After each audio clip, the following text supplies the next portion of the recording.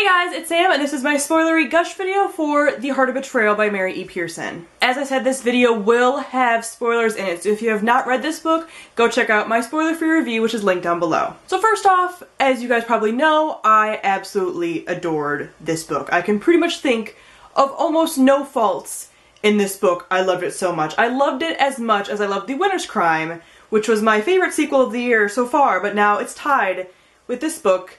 It was everything I wanted.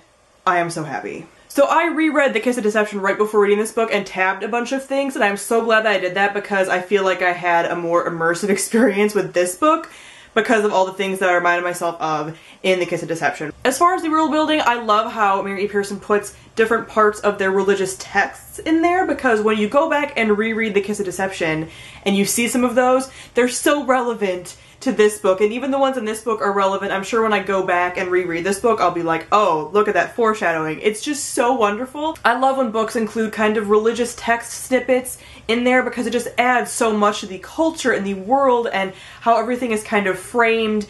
It just adds so much, and since these religious texts and prophecies and stuff are so important in these series, I just love it. So since we were in Venda basically the entire time, let's talk about that. I loved that world and how dark and gritty it felt. It sort of reminded me of The Final Empire in Mistborn, if you guys have read that. It just felt like a very barren situation and just a lot of hardship there, but also a lot of strength. And I love how a lot of the things that made them barbaric actually were things that weren't barbaric at all, as far as the bones and all of the prayers that they have and everything else. I liked how that idea of barbarians is really flipped on its head, how Lia starts saying how beautiful the language is and starts dressing like them, and I really enjoyed just embracing that culture and finding out so much more about their power system and everything about that world, because it is so different from the world we got in The Kiss of Deception. So let me just gush for like 10 minutes about Lia, because she is amazing. I loved her in the first book. You guys know that I just gushed about her. I cried with her. I loved all of her strength, but she just gets even better in this book, which I can't even believe that that's possible. Really just coming into her own and embracing her strength, and the fact that she is an intellectually strong character less than like a physically strong character. I just love those kinds of characters, and that she can really perfectly manipulate a situation and really navigate a very tense political situation was amazing to me. I really loved her interactions with the Commissar, because I just feel like he really brought out the best in her as far as her political maneuvering and her conniving and her cunning. I just really appreciated their interactions, and they reminded me a little bit of the Darkling and Alina from the Gush trilogy, so you know any kind of reminding me of that, it's just going to make me love it. So I just really appreciated all of that political interweaving and that kind of political dance that they were doing with each other. I also really enjoyed that as far as the love triangle aspect of this book, we really did get Lia saying who she was in love with. Yes, she cared about KAIDEN, but she said so many times how much she loved Rafe, she saw herself with Rafe, she wanted to be with Rafe, Rafe was her main priority, and I really appreciated that as a Lia and Rafe shipper from the beginning. I actually tabbed so much in The Kiss of Deception on my reread revolving around them as a couple, because I just love it so much, and I just really appreciated that that was even further solidified in this book. I do love KAIDEN as a character, and I'll talk about him in a second, but I really appreciated how with this love triangle we have her saying, I love this person, and it wasn't her love being split between two people, because that's a really dicey way to do a love triangle, I think, and it makes it really hard to like whatever the one person is that's getting loved by both if she's also loving both people. So I appreciated that she really did choose, this is who I love, even though I do care about this other person, I don't romantically care about them, and this is who I want to be with. So as far as Rafe, since he is my favorite and I love him so much, I really enjoyed him as a character as well. We got to see even more of his conniving. I liked that he is also a conniving character, and he can lie and he can kind of navigate all of this, and that their relationship, they basically said this was built on lies at the beginning, we need to kind of remedy this, but there was still a lot of trust there with them, because that was a very tense situation. Obviously, they couldn't communicate a ton. I think weaker characters would have really struggled with that, but they were able to navigate that as best as possible, and they did so well with it in a situation where even a look could give away something, and I thought that that was handled extremely well with them. And I just really like all of their trust, all of their different friendships they were making. I liked seeing his relationships with his other friends that snuck in and all of that. I'm really interested to see more of them hopefully in the future, and I just really enjoyed all of their interactions, and again, how it just solidified their endgame to me. I just love them. KAIDEN I also liked as well. I liked him in The Kiss of Deception as well, but I just don't love him quite as much as Rafe.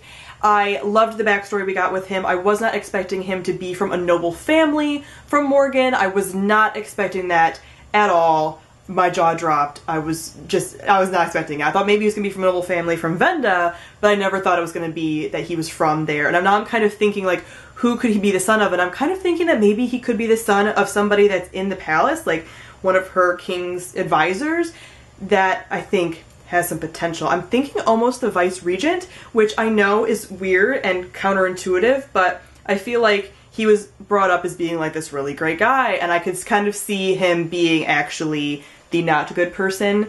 So we will see, especially with all the talk that we're having as far as these very small snippets we got from Pauline and stuff and what's going on there, and the Chancellor and everything else. So I could see the Vice Regent, I could see the Chancellor, I could see a lot of those people potentially being KAIDEN's family. I think that would be a really interesting dynamic. Or it could be somebody completely different. I don't know, but it's just one of my theories. So I liked his backstory. I liked the tension that him and Lia do have and how he does care about her. But at the same time, the one problem I did have with this book, and it was obviously very, very small, was that I don't feel like KAIDEN really acts like the master assassin that he's supposed to be.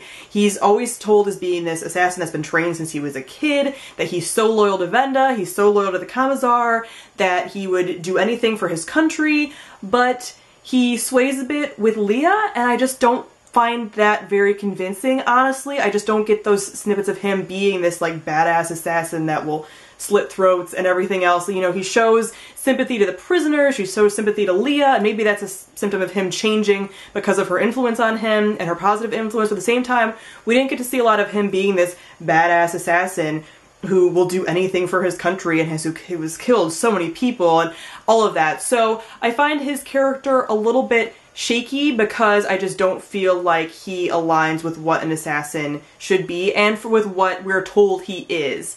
So I think that's one of the reasons that I don't quite love him as much, because I don't find him as believable. If he was any other profession, if we weren't told as much that he was the assassin and he has this really high place of power, he's been doing this for most of his life, then maybe I would believe it, but I just don't believe that the master assassin that he's supposed to be would fall head over heels for her and change his entire outlook for her. But I do love his character development, I do love him as a character, and I do love their kind of banter and everything else. I'm interested to see what's going to happen now that Lia and Rafe have escaped, pretty much, and what's going to happen with KAIDEN and everything else, because obviously they left him in a very bad spot, so we will see what happens with him, and I hope that everything works out for everybody in this story, because I love all these characters equally, although that's kind of a lie. I love Lia the most, but I want all of them to ultimately end up happy. But I'm not sure if that's going to happen. As I said in my review, I also really enjoy the way that Mary E. Pearson makes you care about a lot of side characters. So I really enjoyed Calantha and how she was this kind of side character that you grew to kind of care about, even though she wasn't the warmest person, but you found out her backstory and how the Commissar helped her at one point, and you just really felt for her and that she's in a really hard situation. I can see in another circumstance her and Lia being really good friends, so I'm interested to see if she's going to pop up again in the last book, because I feel like they could have been friends, potentially, but the situation they were in didn't allow that.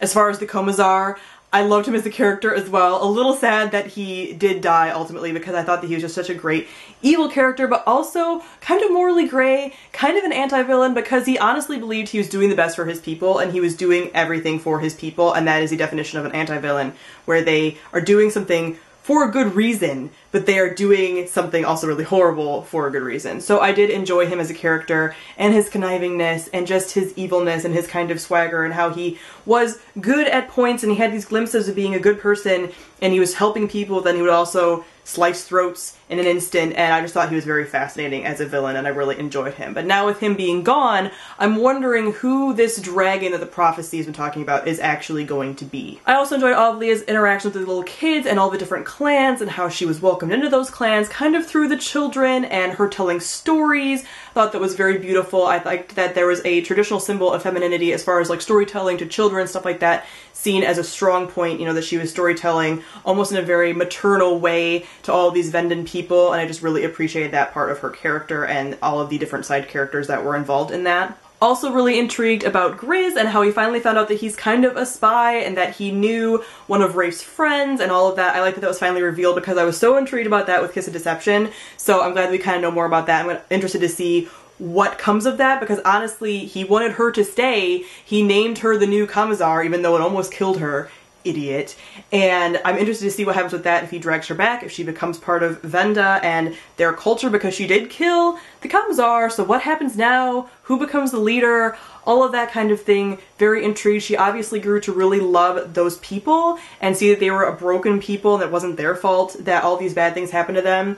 So interested to see what happens with that. As I said, I also just really love how many female side characters and how female relationships are put to the forefront. Even though we don't have Lia particularly bonding with any female characters, we still have her relationships with the vagabonds mentioned, her talking about them, her using their words to kind of bring her strength, stuff like that. So I hope we get to see those characters again. I loved all those female characters in that camp, so I hope they do come back. And just the sprinkling of, I feel, more female characters than male, or at least equal. Yes, there were a lot of like the governors and some of those people, but I feel like there was an equal spreading of female side characters and male side characters, and I really appreciate that, and I noticed that, and I really liked that. This whole book left me just anxious. I wasn't sure what was going to happen. I was so terrified at the end when they did finally get out.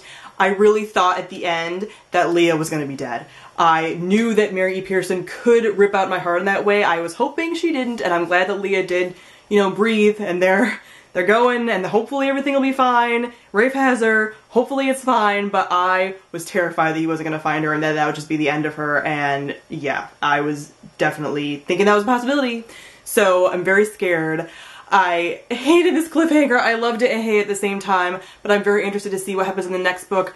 I am so upset that we have to wait another year. I just waited a year for this one, and now we have to wait a whole other year, and I'm crying. But I love this so, so much, and I'm so interested to see what happens in the finale. I think it will just completely blow all of us away, and I cannot wait to see what happens to these characters, and hopefully it'll be happy, but I'm nervous. I'm really nervous. So comment down below and let me know what you thought of the book and all of your theories and everything else. Who is the dragon? Is anybody gonna die in the last book? What's gonna happen? Who's gonna show back up? Everything. Please let me know. So thank you all for watching, and I'll see all of you guys soon. Bye!